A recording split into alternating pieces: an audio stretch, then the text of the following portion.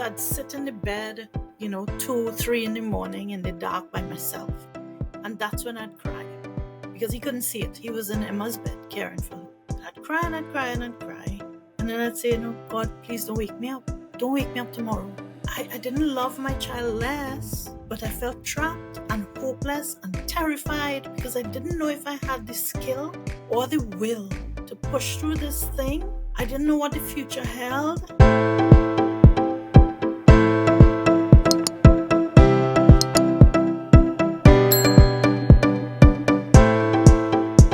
Today's guest is Marcia Nathai-Balkissoon, PhD. Marcia is a special needs parenting coach and a strategy lecturer. She has 2 children, one of whom has been brain injured and bedridden for over a decade. Marcia's book, podcast and coaching work support parents with challenges including isolation, structuring, interventions, caring for special needs children and their siblings, planning for a long-term future, deepening love and family relationships, making space for their well-being, and building a revised, audacious life vision following a child's injury or special needs diagnosis. Welcome, Marcia. Hi, Anita. I'm so glad to be on your show. Thank you for inviting me. Oh, it's an absolute pleasure. And I think this is going to be a bit of an eye-opener even for me. And I think everyone needs to know more about this. I mean, what is, after I've read that out, one of the most courageous things that you have done? One of the most courageous things I've done, I'd say, was to learn to hope despite being told to give up hope for my child. Wow. And for my family and myself. Do you want to just elaborate on that, please? Sure. Tell me more. Everybody who looked at Em, what happened to Em when she was 8 months old is she did open heart surgery and all went well. Mm-hmm. So everything should have been really smooth sailing for us for a whole life of wonderful things to happen for Em and for us. But when they were taking her tube out of her throat to take her off the ventilator, the doctor made a mistake. Mm-hmm. And he pulled out the drain line from her heart. Gosh. And for that reason, she bled out. She flatlined. Her heart didn't restart for 20 minutes. And when it did restart, her brain had been starved of oxygen for so long that it was severely brain injured. Wow. According to the scans we got 2 weeks after that, we were told all her brain cells had died. She was going to be vegetative for life. There was no hope for her. And we were advised to either withhold food and let her go or stick her in a home and move on with her life. Wow. And we've heard a lot of versions of that kind of advice. Like, you all are living in a fool yourself mode. You're not facing facts. You are being irresponsible. Those are the kinds of things that we've been told. But we looked at our 8-month-old daughter and we had just prayed that she would come back, and she did. Mm-hmm. So when somebody says to you, listen, based on statistics, your child will never do anything. She'll be a log in a bed. And those are real words that I'm quoting back. Yeah, you could believe them. Or you could say, you know what? Statistics expected that she'd never wake up in the first place, but she did come back. Absolutely. And statistics say that there's a minuscule chance of anything happening. And what we hear is also there's a chance. Mm. I think that's our job, to hear that there's a chance. Because if anybody has the duty of holding on to hope with sharp teeth and claws, it's parents. We have to. Who else will hold space for a child? Absolutely. Mm. So we looked at her and she was so innocent. I mean, she had done nothing. Mm. We had done nothing. It just happened. Mm. And it caught us by surprise. It really, really left us feeling like a hurricane had torn through everything we knew. It had ripped away all of our dreams for ourselves and for our child. The future no longer looked anything like what we thought we were building. You know, you're told, go to school, do great in school, get this job, be responsible, and your life will be great. And yet, here you are starting with this little baby, and your life suddenly is torn to shreds. And everybody is telling you there is no hope. And all of them are certified to tell you this, right? Sean is my husband, and he's Mhm. an equal part of the equation. It's not me who is pulling the family, like happens in some cases. Yes, absolutely. We Mhm. are a pair that do it, and I don't think I could do it without him. Well, that's not true. We do what we have to, don't we? But I'm Mhm. grateful that I didn't have to do it without him. So we looked at each other when they said that, and neither of us needed to discuss it because we automatically knew we were rejecting those pieces of advice. Mhm. But it doesn't mean that it was easy. We said, no, we choose her and we will do what it takes, full stop. We didn't know what it would take. And then we came home from the States back to Trinidad. We live in the Caribbean. Mhm. And we couldn't find people who had ever worked with a child that hurt because typically they die. So Yes. we had brought home a child that nobody had ever treated someone else as hurt as this. They didn't know what to do, and we kept being told the most inane things about her and about ourselves. And we had to decide, okay, if they don't know what to do, there is an answer out there because there are other children in this world whose parents have found a way. Yes, definitely. So we just started to read, started to lean on intuition as opposed to logic. We are both science people. I'm an Mhm. engineer, he's a biology teacher, Mhm. chemist, that kind of thing. And we both believe in science and statistics. And now science and statistics were letting us down. Mhm. And we had to say, you know what? This is a journey of the heart. This is Yes, a I love journey of that. love and hope and emotion.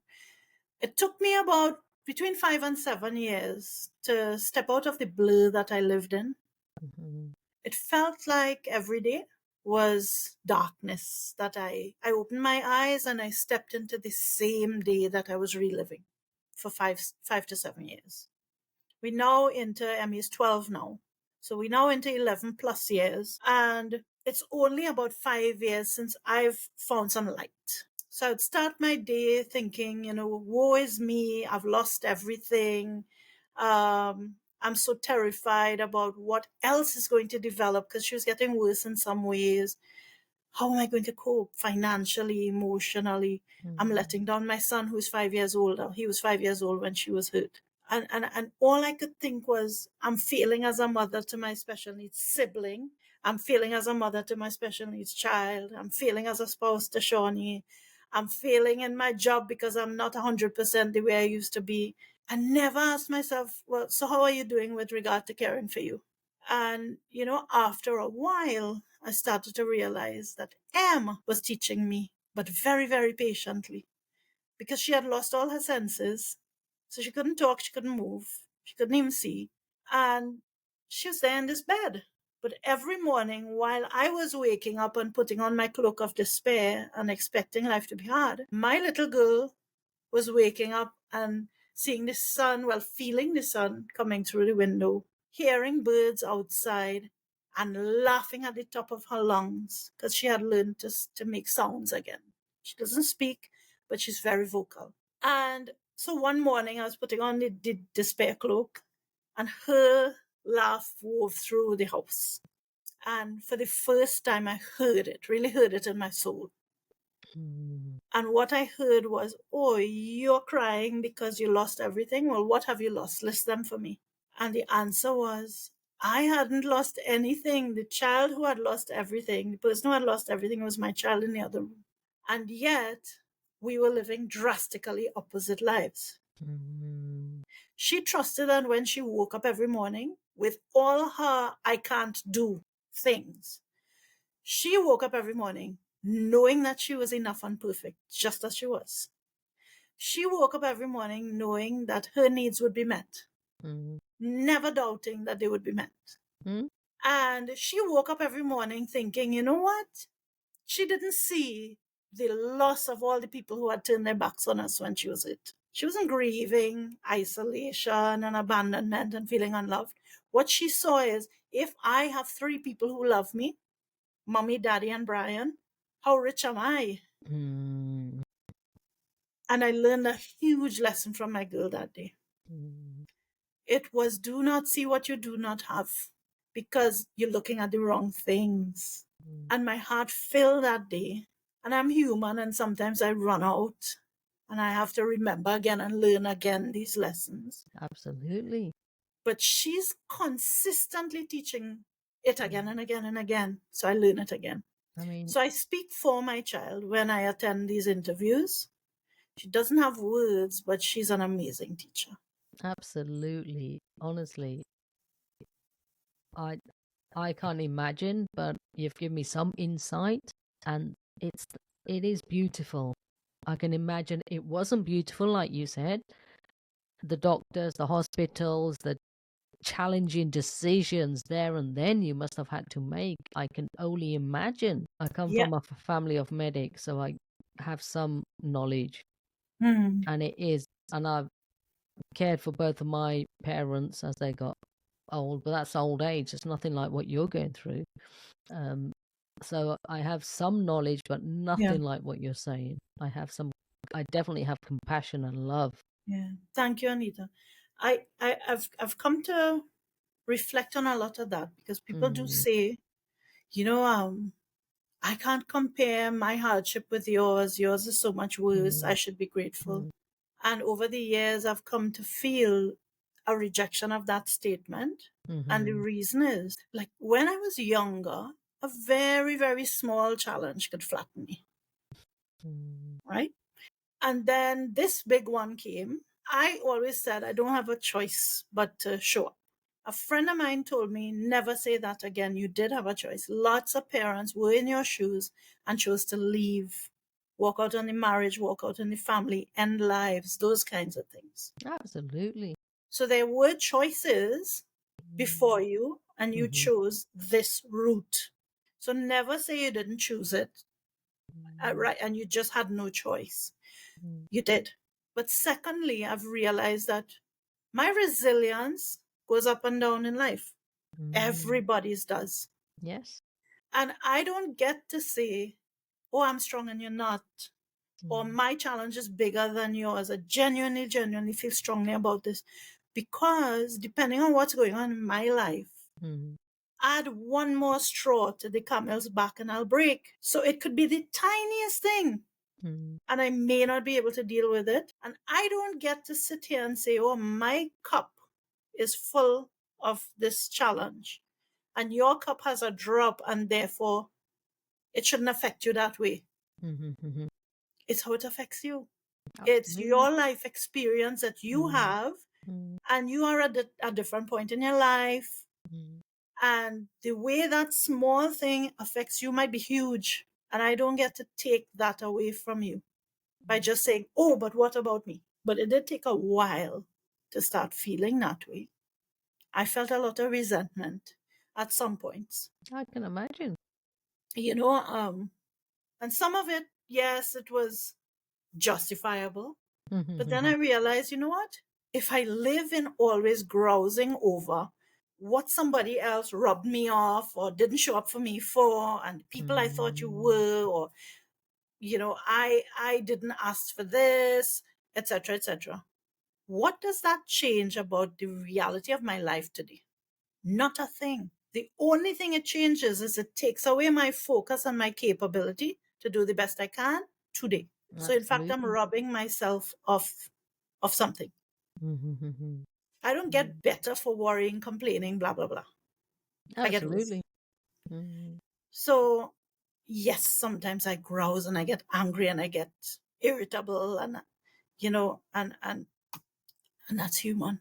mm, So I've learned to give myself grace and to be kind enough to myself, because one day I asked myself, Marsh, if it were a friend telling you the things that you're going through, how would you respond to them? And my answer was, I'd be compassionate, and I'd tell them, be kinder to themselves. I would be kind to them. Why is it that I don't have the capacity to be kind to me? absolutely. And so things started to shift. Mm, And I started to say, you know what? Part of the reason I think this is happening to me is that I get to help others who are on the path too. Absolutely. I don't get to say to somebody, let me lead you through the darkness Mm-hmm. if I'm a pretender and I haven't walked there myself. Because it is our imperfection and our pain and our skin knees and our scars that qualify us to hold somebody's hand and lead them through the dark. Absolutely. Couldn't have put it better. And what it means is I had to get comfortable with showing vulnerably the chaos of my life, Mm. my own brokenness and flaws, my own brokenheartedness. And on the flip side, the light and the joy and the hope and the transcendence, because they both characterize this journey. Absolutely. Honestly, I, you know, I, you have put it beautifully. Absolutely beautifully. Thank you for doing that. It's my pleasure. Mm. So, did you get enough support having a special needs child? If I were looking at a person who is a parent just starting on the Mm. journey we were on and evaluating it now, I'd say absolutely not. Mm. There was nothing. There's been so much that needed to happen that didn't happen. And I do recognize that because it didn't show up for me, I had to create it for myself. Mm-hmm. I know that other people may not create it for themselves.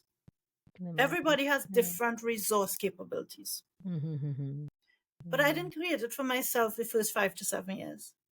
I lived in darkness for those 5 to 7 years. I faked it when I had to fake it, meaning that I still had to work, right? Who was going to pay for those medical bills and surgery bills and everything else? Absolutely. So when people started saying to me, you are meant to be a caregiver, you shouldn't be working, I'm like, oh, you're going to start paying my bills, right? It got me really angry Mm-hmm. because people sit apart from you and they lay down judgments. Absolutely. They That's hard for me. I still get Mm. very, very triggered by that because I'll Mm-hmm. walk in with my daughter has extreme scoliosis. Part of the reason is she didn't have a wheelchair for some years when she needed it, Oh gosh. but I couldn't afford it and we didn't have funding. We just couldn't afford it. We couldn't find one because we didn't have a physiotherapist to help us Mm. to identify what we needed. And we had to build up some kind of stubbornness inside ourselves to push through everything that wasn't showing up and say, okay, we're going to create it for ourselves. Mm. And magically find physiotherapists that we had never met who were such heart-centered people that they showed up for us from way over in the States, talking to a virtual parent Mm. and saying, yes, let's see your child over the phone, over the internet. And let's talk about what she needs and Yeah. let's size the thing and let's choose the brand and let's choose the Mm-hmm. accessories. And then it was our job to magically manifest money, right? Real hard stuff. Mm. And it was heartbreaking for me because after M was hurt because somebody pulled out a tube. Mm. In other words, it wasn't just a random thing. It certainly wasn't my fault. But we came home with our semi-comatose child. And only when we came home did the US hospital send in the mail a bill for 72,000 US dollars. I was being billed because somebody had damaged my child. Mm. Not billed for the surgery because I had paid for that before we went. Mm-hmm. Right? So you have caused harm to my child, and now I get to deal with the fallout from that and pay your bill. And I had an uncle show up at my workplace. He just kind of skulked around until I drove into the car park. And then he came up to me and he said, what's your job? Are you full time? What's the job title? Oh, you make enough money so we don't have to help you. I was floored by this because I did not go to him to ask him for anything. Mm. But there must have been discussions in the extended family about, hey, Mm-hmm. Marsh is going through some stuff. Nobody spoke to me about it. But a lot of people speak in the background of your life and lay down judgments. Absolutely. So all these people were looking at us but never speaking to us. Mm. And they were talking about what should be done. And he must have said, I really don't feel like contributing to Marsh. So he came to tell me to my face that Mm. I was in a good enough place and, you know, find my way through. That felt like rejection. It Mm. wasn't a financial statement. That was a love statement. It was, I don't love you enough. That's how I interpreted so much because I was very lonely and broken at that point. Mm. That's when you need somebody to come and just hold you and say, Absolutely. hey, Marsh, you're really important to me. And I'm sorry you're going through this. I never had anybody do that. So that's hard. Yeah, of course it is. Absolutely. You know, whether it's extended family, they're still family, and you think they would like to help, but we Yeah, live I in don't very. know. You see, people have to deal with things themselves too, right? Mm-hmm. Certainly, Mm-hmm. I understand that now. But Mm-hmm. when I was in the middle of that hellish place, I'm not going to psychologically analyze anybody. I can't function. I'm trying to stay alive. Even my mom said to me, well, child, this is what God gave you, so deal with it. That was the sentence that I got from my own parent. I felt really, really alone for years. My husband was always there, but remember, he was also carrying that whole load. So I didn't want to dump my stuff on him. He couldn't take any more. So I'd sit in the bed, 2, 3 in the morning in the dark by myself. And that's when I'd cry because he couldn't see it. He was in Emma's bed caring for her. I'd cry and I'd cry and I'd cry. And then I'd say, no, God, please don't wake me up. Don't wake me up tomorrow. I didn't love my child less, but I felt trapped and hopeless and terrified because I didn't know if I had the skill or the will to push through this thing. I didn't know what the future held. I had taken out some health insurance because we had no savings. Savings had gone, paying the bill. And I still had the lifetime of care for him, and I didn't have money. And I was like, when you die, what's going to happen to your child? And we said, not health insurance, life insurance. And we said, if we die, at least this money will take care of him, put in a home. And so I was like, you know what? I add no value here. If God ends my life, there's the money that Emmy could thrive with. That felt to me like more value than I could humanly give. And it wasn't true. Money doesn't replace love.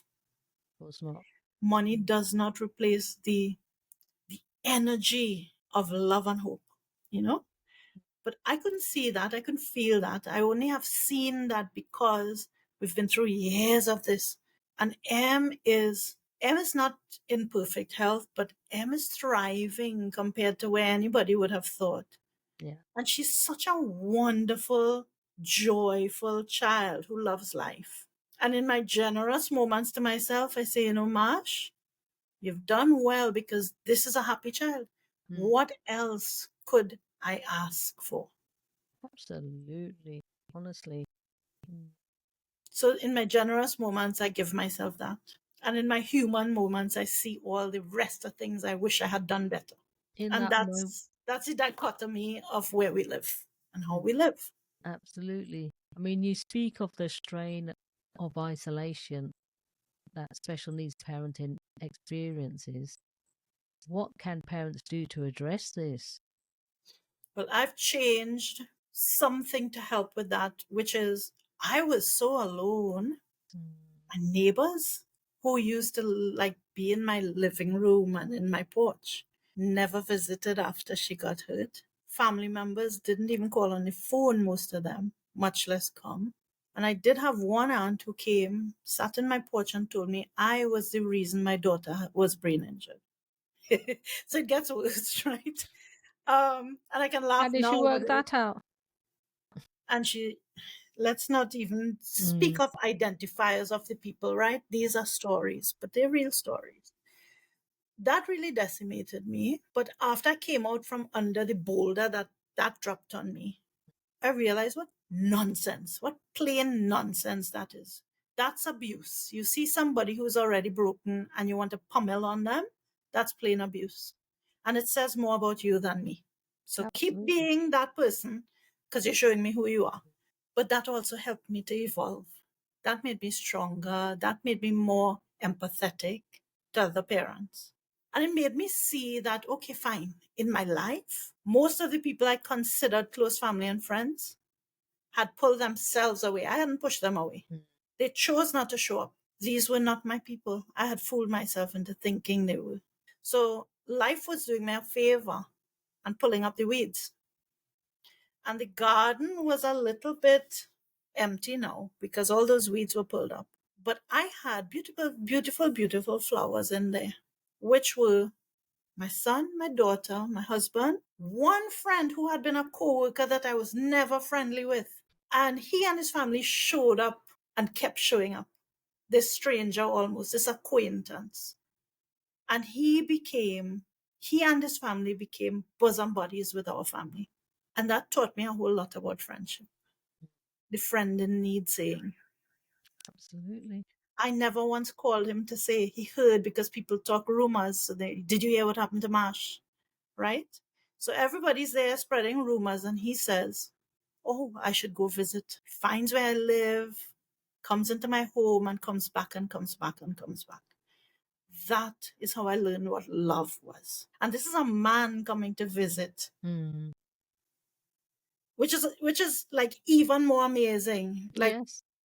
right? I think guys will go to visit guys, but this guy brought his twin daughters and his wife, and we became friends, family friends. My son calls him and his wife uncle and auntie, that close. Yes. And then I started to make friends online. I can't find friends in real life because I don't get to go out Mm. and meet people. I live at the bedside of my child. So my world is often just a room, just four walls of a house. I don't even go out into my yard most times. And I started to find very aligned, caring, wonderful people in the virtual space. People Beautiful. often say, and it wasn't in special needs parenting groups. I didn't No. know to look for those in the beginning. I didn't think about them. But I was starting to do little courses to open up my mindset, to help me to learn about issues. And as I learned about ways to treat etc., I also talked about I'm applying this, here's what I'm seeing in my child, and people will come in and they would comment. And then people would say, we're having trouble with this application. And I would come in and say, here's what I did, try this. And by me reaching out and saying, try this, it worked for me, we started to make friendships, not just acquaintances passing. And those people have now been my friends for 6 years that I've gathered along the way. They kept me alive, literally. Those people kept me alive. Those people started to speak to my child online. And she would hear a voice and squeal and kick because she started to recognize them. My son is 17 now, and there's one of my friends. Anytime he comes in and he says, who are you talking to? And I say, her name. He's at 17, so he's going to withdraw and he wants to be with his friend. But he says, what, Auntie so and so? And he grabs the phone out of my hand and he goes to his room and he chats with her. So these are true, true friends of the heart. Mm. And not just mine. Community, people who are align with us in our values, who see who we are and we see who they are and we show up for them and they show up for us. Yeah. That saved my life. It saved my family. My husband is friends with these people as well. It's not just me. And so I said, you know what? I feel that the reason that I've been walking this very dark place, this dark path, is I'm meant to make a difference. I don't want anybody to be in that place and Mm-hmm. have nobody. And so slowly, slowly, slowly, I owned it because I doubted myself. Like, what makes you the person worthy of doing that? Or you're so Mm. important, etc., etc. Yes, I can imagine. And so I've recently created a Facebook group called Lighting the Path. Mm-hmm. And that's just to give you a safe space where people hold space for special needs parents. Mm-hmm. It's just us, it's just advocates, and it's just special needs parents, and it's just allies Mm-hmm. who are there to hear you say, I'm having a hard day, or I have a win, my daughter moved her finger a millimeter today. Like the whole world doesn't see that as important, but a millimeter when zero was the standard for your daughter before, Yes. how amazing is that, right? So I've just created that. And I think we at under 100 members, but so much sharing and Mm. presencing is there that it's amazing, you know? So the group is what, 2 weeks old or something like that. That's brilliant. And the group is intended to be also a second resource on top of the book that I wrote, which is the same name, Lighting the Path. Yeah, I'm gonna ask you about your book in a bit. So So I'll definitely. chat with you about it. Yeah. But that's the aim. The aim is to normalize our Mm. experience and to say, listen, it feels like you're alone, but you're not. There are thousands of us. And we welcome you and we're going to hold space for you and you're safe here to say the hard Definitely. things and not get bashed and to say the joyful things. And Hmm. we celebrate with you. Absolutely. So how have you managed your mindset to support your family and, especially your children? I wish I could show you, but I have a stack of journals that's literally, it's about 2 feet tall, journal after journal.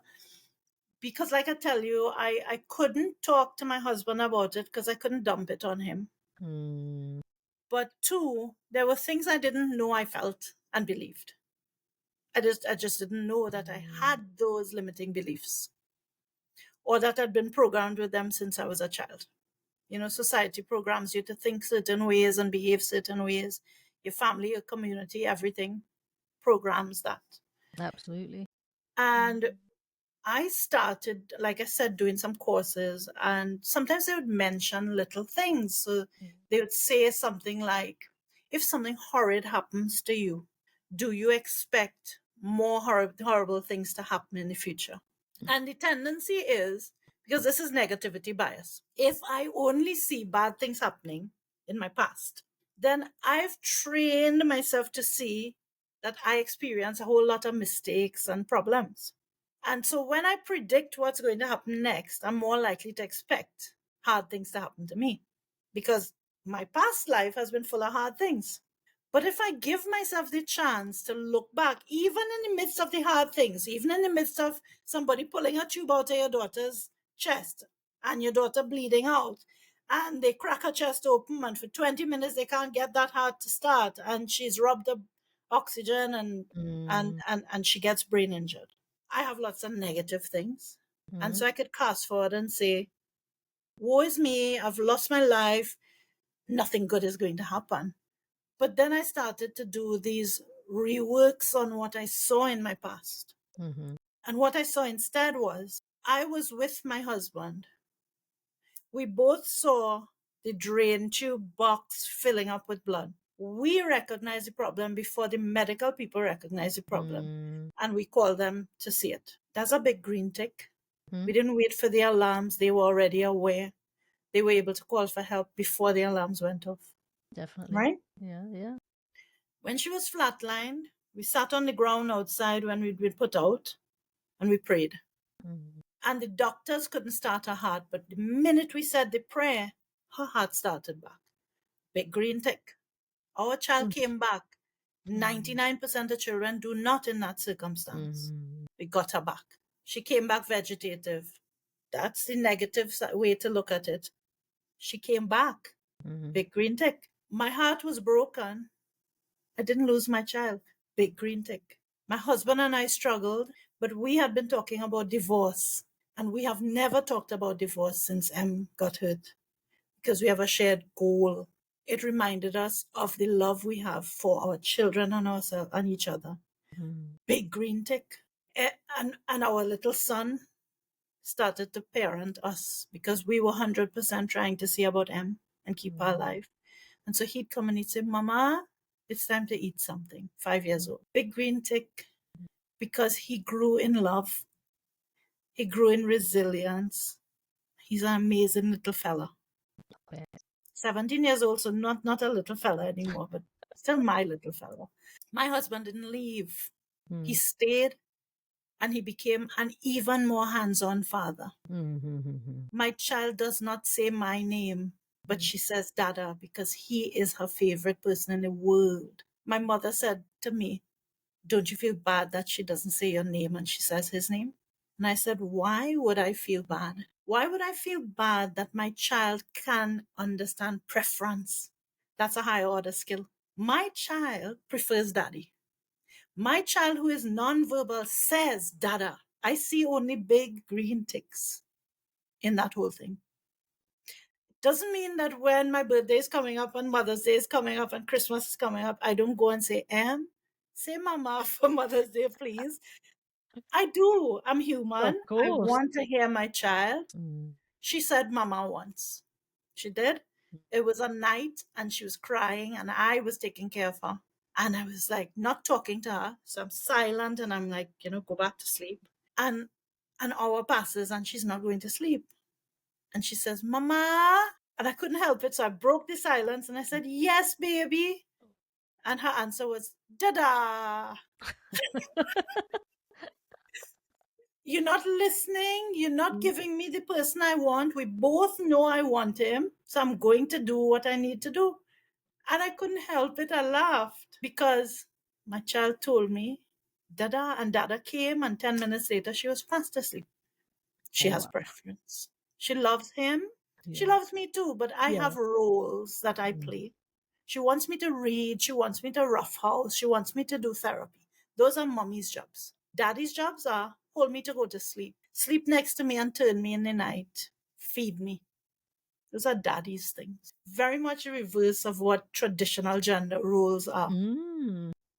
And even that is a mindset thing for me because I said to myself, you're a failure as a mother. People are going to judge you as a failure as a mother because you're not doing the gentle, nurturing mommy things. You are the one squealing and running around and making honking noises and all sorts of things, right? But if my child is striving for it, forget about anybody else's expectations, Absolutely.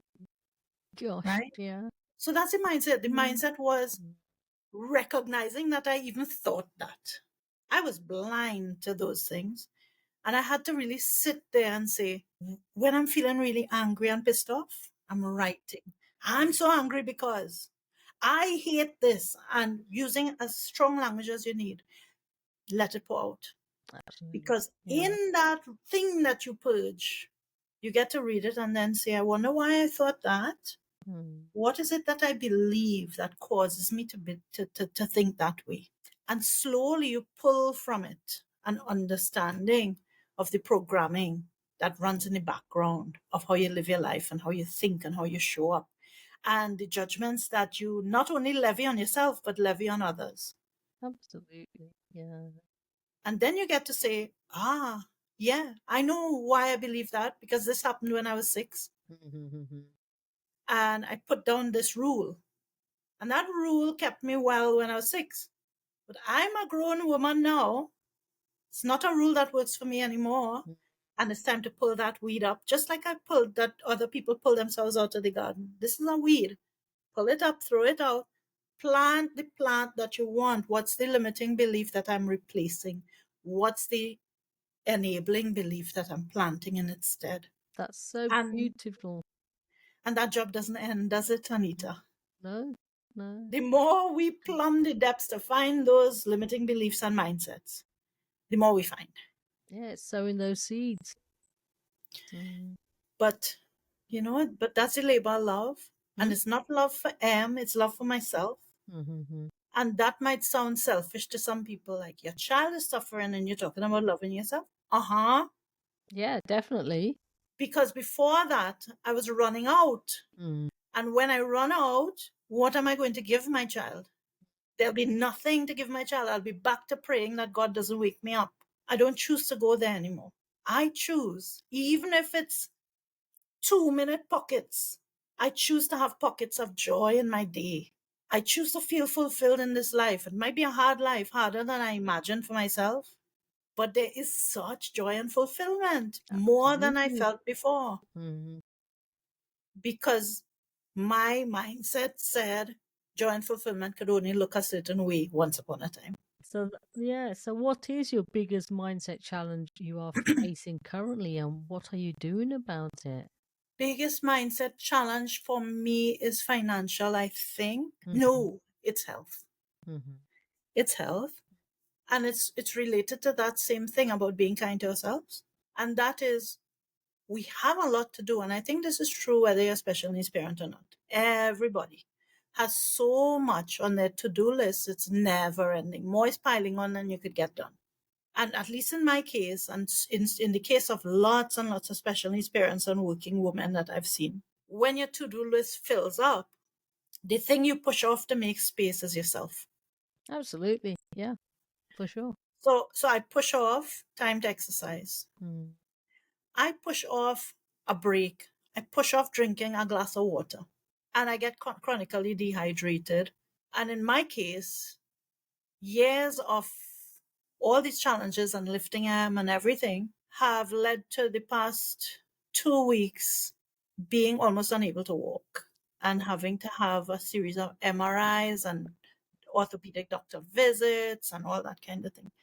And scary words on these reports that talk about breaking down and loss of capability.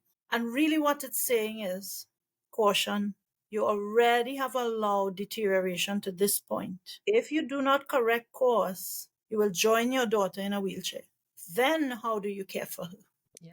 If all that you judge your worth by is caring for your daughter, are you doing really a good job of that if you are going to come out of the equation? Because then my husband, who I say I care so much for, is going to have two disabled people to care for. And that's the harsh rewording of this story that I had to do for myself. Because while I've learned a lot about being kinder to myself, I still haven't done a very good job when it came to my back and my physical health. And now I better learn it. Absolutely. I better rewrite that Yes, rule. definitely. Yeah. Yeah. And I wish you all the best there. Definitely. Yeah. Thank you. So that's the bold, honest truth. I think some people would say, you're saying you're a special needs parent coach. Look how flawed you are. That's why I'm qualified to be a parent coach, Absolutely. because I don't think anybody trusts a perfect person. There is no Like, such thing. so I'm not going to pretty it up. I'm not going to look as if I'm all shiny and perfect. I'm so flawed, it's not even funny. But it means that I have real experiences and real empathy. And I will find solutions with you. Definitely. So tell me about your book. You are the author of the book, Lighting the Path. Tell me more So about that. this is Lighting the Path. Wow. Oh, it looks beautiful. Beautiful cover. It comes from a meditation visualization that I had. Mm, And although I changed it to a little boy and his mom, mm, in the visualization I had, it was Em and me. mm-hmm, And we were walking through a garden and Em was walking. mm, Which was amazing just in itself. mm-hmm, And for some years, I'd been having this, I call it knocking inside of my heart to say, you should write this book. You need to write this book. And I kept saying to myself, this little East Indian girl from some little country that nobody knows, with with your accent that doesn't fit with the rest of the world. And I told myself all the things that made me mm, not worthy. Who's going to want to hear from you? mm. And then the pandemic came, and in 2020, I think it was 2020, I woke one morning, eyes open, and I heard, "Today you begin to write your book." Wow. And for the first time in Mm, all those years, I didn't question it.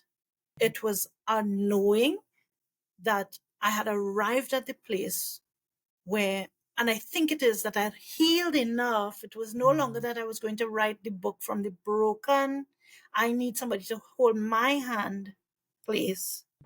It was, yes, I'm ready now, because there's a parent out there that this is happening to. They're either in the middle of the journey or it's just beginning. mm-hmm, mm-hmm, And because you have walked this path, you are one step ahead and you can reach your hand back and you can say to them, "Take my hand, let me show you the way." And we'll find our way through together. That's mm. where Lighting the Path came from. Wow. I don't call it my book. I call it Emma's book, Mm-hmm, because these are the words that Em can't express for herself, but mm-hmm. it is the teaching that she gave to me. That's brilliant. And you're Anybody listening that wants this book, please do go ahead. The links are in the show notes. Please do buy it. Read it. I'm sure you'll find it absolutely amazing. I was very happy to see, I had so much self-doubt. I told myself, Marsh, let go of the self-doubt. You're writing this book for the one parent who needs it. And if you support one parent, you've succeeded. Book has been a success. Absolutely. Yeah. What's amazing to me is it was one of the bestsellers in its category in Amazon for a while. And I think it has 40 something 4.9 and 5-star reviews. Wow. Brilliant. That's the rating it has, because it doesn't present some idealized version of the special needs parenting journey. It explores, I'm reading from the contents, what happened, your situation today, managing aloneness and isolation, creating a vision for yourself, handling your health, interventions with your child, caring for your child's sibling, working on your love relationship, your long-term vision for your family, and so on. Absolutely So brilliant. I hope it becomes the resource that holds your hand. That's what it was written for. Brilliant. And tell me about your special needs parent podcast as well. So it's only this year that I decided to actually offer coaching services to special needs parents. Because, so I was an overwhelm and burnout coach for a few years before that, which is still experience that comes across to special needs parenting. But all the time while I was the overwhelm and burnout coach, my heart kept saying, but there are people who are special needs parents who are struggling. And so I started the Special Needs Parent podcast because I wanted them to have a free resource in order to help them with the things that I had struggled with and have been struggling with. So I think we're up to 90-ish episodes now. So it spans so many things that people need support with. And it's absolutely free. So I encourage you to go check for episodes that will help you with what you're dealing with. Yeah. The book is low cost, is intended to help with the same thing. I don't want to, for the people who are in the situation I was in, you didn't have financial resources and you couldn't hire the coach. I still wanted them to find support. So these two resources do that. And then comes the coaching, which gives you the icing on top of the cake or another layer to the cake, because I want to hold your hand and I want to help you to create those strategies that make you and your family and your child thrive. So what words of wisdom can you share to anyone who is a special needs parent? Absolutely. It's two. One about your child, because our child always comes up for us first. And that is, never give up hope for your child. Never, never, never, no matter what anyone says, and no matter what scary thing is happening at this moment with your child, the fact that you are holding on to space that says things will be better for them, I will know what to do. You've never been through something that you haven't gotten through the day with, even if it was chaotic. The fact that you've made it through all the time means that today you're going to get through. So that's one big one. And the second one for me is just take it one day at a time and be kind to you. Absolutely. It's not selfish, because then you remain resourced to show up for your child and everybody else. Yeah, love it. Absolutely love it. So this is a tricky one. What is the most important lesson you've learned over your life so far? The most important lesson I've learned over my life so far is the thing that we think we are most flawed in is the thing that we are meant to serve the world in. Absolutely. Goes against everything I used to think. But that's what qualifies you to make a difference in this world. Absolutely. Yes. So where can those listeners find you online? Your book, your podcast? What's your website, Marcia? So I'm giving you those things to put in the show notes, Anita. Absolutely. I have a website that's currently getting a rework, and it's Marcia NB. That stands for Marcia Nathai-Balkissoon. So marcianb.com. And I'll give you the link to my group, which is Lighting the Path, the Facebook community that we have. It's absolutely free. And then from there, you'll find, and my name, which is different from everybody else's, you'll find my profile on Facebook, and on Instagram, it's Special Needs Parenting Journey. So you'll find me in all those places. Feel free to DM, come join the community, because we really want to hold space for you, so you don't feel like you're alone in this. Fantastic. So thank you for sharing your insightful wisdom and knowledge with us today. And by doing so, you have helped so many other people make a difference. I really want to acknowledge you for that. Marcia Nathai-Balkissoon. Yes, thank you, Anita. It's been such a pleasure. It's tough to open up about things like this, but it also makes your heart sing, because you're Absolutely. speaking some truths that I know other people also need to hear or need to realize, apply to their lives too. You're Absolutely. making a difference as well with your work, Anita, and I want to acknowledge you for that. Say Thank you. thank you for sharing stories like mine, and for helping other people to see that the hardships that they face are not so uncommon as they feel, and that there are ways to reframe what they are thinking and see their way through. That's beautiful. Thank you. I'd like to also encourage anybody who is listening to this podcast to subscribe and to leave a review for Anita's podcast so more people can find it. Thank you. I appreciate that. I appreciate you. It's my pleasure, Anita. Yeah. Thanks again. So we are all about Create the Courage to Be Fearless podcast here. What is your definition of courage? Courage to me is not, the definition is what it's not first for me. It's not about never feeling fear. It's never going to be about having the easy answers. Courage to me is about facing what comes and trusting that we can find the way through.